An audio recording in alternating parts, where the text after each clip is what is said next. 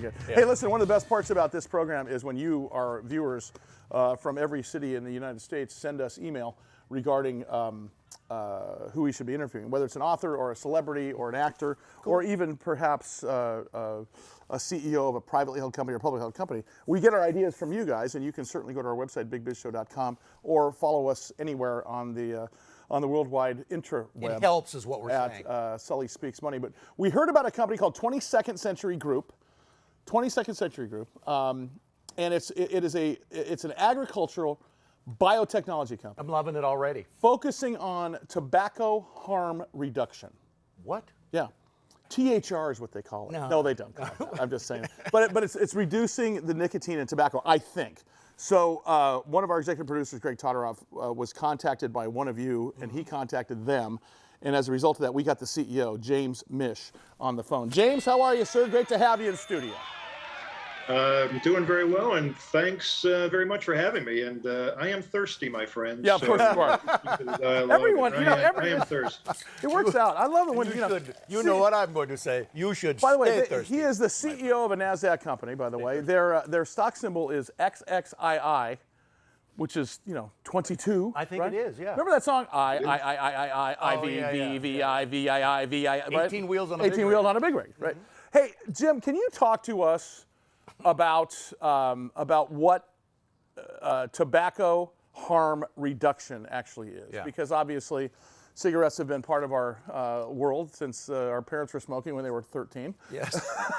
and probably have gone to the wayside a bit, but not completely. Talk about it. I'll let you take it away here. Yeah, I mean, the harm reduction, and it really is the mission for 22nd Century, is really to start to help reduce the number of deaths per day that are caused by cigarette smoking. And that's estimated by CDC numbers of 1,300 individuals a day. And years ago, back into the late 90s, a visionary founder of the company asked the question, what could be done to reduce the harm caused by smoking? And clearly, eliminating the addiction to the combination of nicotine and combustibles was, first and foremost the idea. And the technology that developed after that was, in essence, reducing the nicotine levels by 95% of normalcy.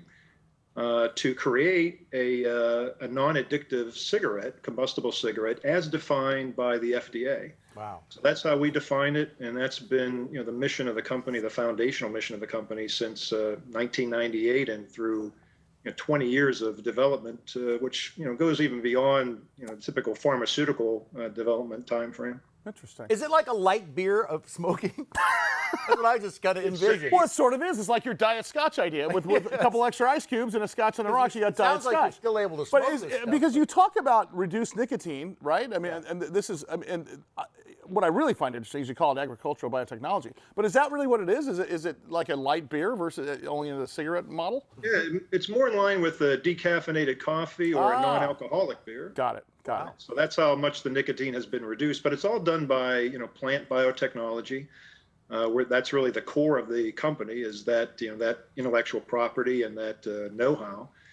We happen to be also have cigarette expertise to put a brand on the marketplace, which we're about to launch within the next 45 days, both the U.S. and internationally. So it's a combination of the technology. The driver itself is low nicotine tobacco, and then we're wrapping a product around that called VLN. And that's been authorized by the FDA on 2 separate instances and putting it out into the marketplace. And the clinical trial work that the FDA did and NIH have done have been very compelling to demonstrate how this is a harm reduction product. Well, it's interesting as you call it modified risk tobacco product. And the interesting part about that is in a marketing standpoint, and I can tell you from us being on television and radio forever, I've never even heard that term. And can you imagine going out? It's almost like when the word near beer came out back in the 80s, honestly. I mean, and unfortunately that was usurped by Zima, if I'm not mistaken. But this, I think, would make a difference. Now, is the idea here to wean people off of nicotine or give them an alternative, much like Diet Coke is an alternative, or a decaffeinated coffee, as you mentioned, to use your parlance? Well, we think in reality it may play out to be a bit of both. I mean, it's really designed to drop or separate the individual from the nicotine addiction. As it turns out, if you drop the nicotine levels by a certain amount, let's say only 50% or 70%, well, you get what's known as compensatory smoking. You actually smoke more. If you drop it all the way down to zero, studies have shown that you get compensatory smoking with that. But if you hit in the sweet spot, this 95% less nicotine, and we engineer it in the plant so it smokes like a cigarette, it tastes like a cigarette, you still get the hand-to-mouth activity. Yeah. But that 95% less nicotine is very special to allow the receptors to be hit with nicotine. It drops off quickly, and it starts to separate the individual from the addiction. So that's really what it's designed. His name is Jim Mish. He is the CEO of 22nd Century Group. It is a publicly traded company under the stock symbol XXII. Yeah. You can go to XXIIcentury.com. Talk about adoptability. I mean, obviously, you've done some test marketing. It's not just an FDA thing here with you. It's obviously a face-forward consumer product. And will it require a prescription to get this? And can I roll a pack of it up in my t-shirt sleeve to look cool? Like in the 50s. If you want to look like the Fawns, yeah, right. We can arrange that. You just aged all of us, by the way, by saying the word the Fawns. Thanks, Jim. But no worries. But my point is adoptability in the consumers. And do you need a prescription? Will you need a prescription for this, or is this one of those things where, as long as it's FDA approved, it's much like an FDA device that maybe helps with inflammation, so on and so forth? Yeah, you won't need a prescription. It's going to be on the shelves of convenience stores and retail pharmacies. Right by the standard cigarettes out there. It'll have a claim that is mandated by the FDA. In order to get this product on the shelves, you actually have to have two separate FDA authorizations. One is known as a PMTA. That indicates you can actually sell the product.